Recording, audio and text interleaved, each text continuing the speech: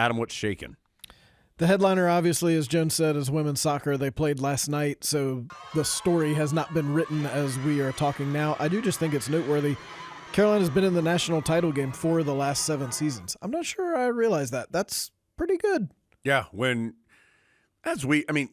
I think we've accurately talked about the sport of women's soccer is just much deeper and more talented than it was when Carolina set its dominance.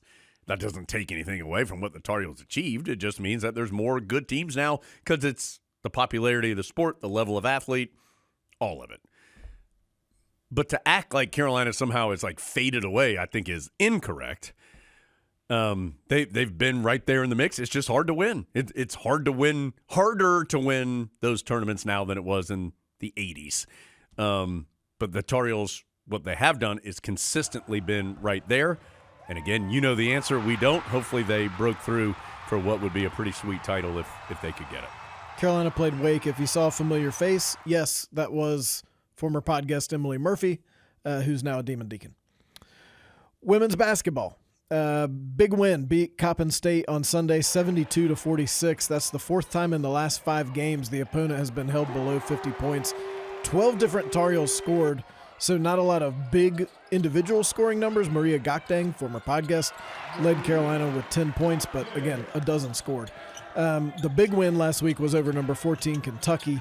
That was a good, solid credential-building win. And the Tar Heels are now 9-1 overall. They should have moved up in the new poll that you now know the answer to. They're back at home on Wednesday. They host UNC Greensboro.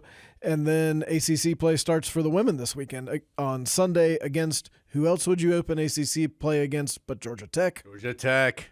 The Jackets will come to town, and the Tar Heels will play that one ACC game before they also go to Charlotte next week as part of the Jumpman Invitational. Tar Heels did indeed move up, Adam, 2 spots to number 14 in the national rankings. I thought they would move up more than that. Number 14. And so let's see how many ACC teams. Notre Dame is ACC. They're ranked 8th. Duke obviously is 9th. Carolina at 14. NC State at 22. And Georgia Tech is at 25. So that's a big one on Sunday. Yep.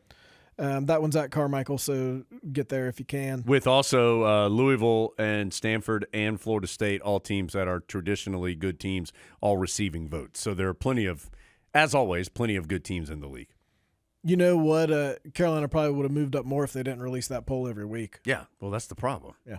You understand what I'm saying, though. Even if I didn't understand, I would tell you I did. Yeah. Just because I'm afraid. Yeah. But you get what I'm saying. Yes. Good. Volleyball. Beat Yale in the first round of the NCAA tournament, then lost 3-1 to number 1 seed Penn State on Saturday.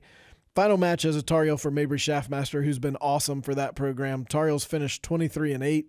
The win over Yale, the program's first NCAA tournament win since 2016. So good stuff this year for Carolina volleyball. Hard not to see this season as anything but a big step forward for Carolina volleyball. And that match against Penn State was competitive. I mean, I know the first set was 25-21. And I mean, so it's not like it was 25-10 or something in the sets that Carolina did not win. This was a competitive match against a really good team. That's probably better than Carolina at this moment. But Mike Shaw has done a really good job in a short amount of time.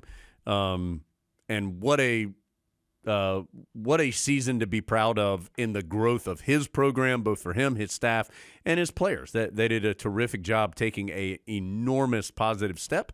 And, of course, they hope to build off that as they look forward. But a fun season, fun team that seemed to really like each other and played well together, and I think has helped set a positive future upcoming for Carolina volleyball. Now the tricky part's being able to do it going forward. Oh, yeah. Because as we know now in college sports, every single year is different. Yeah, there's no guarantee. It's harder to build a program more than ever.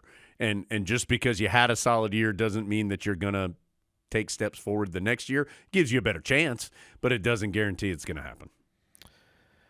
Guaranteed to happen that we've got an unexpected track note here in December. Oh, yeah. What a note this is.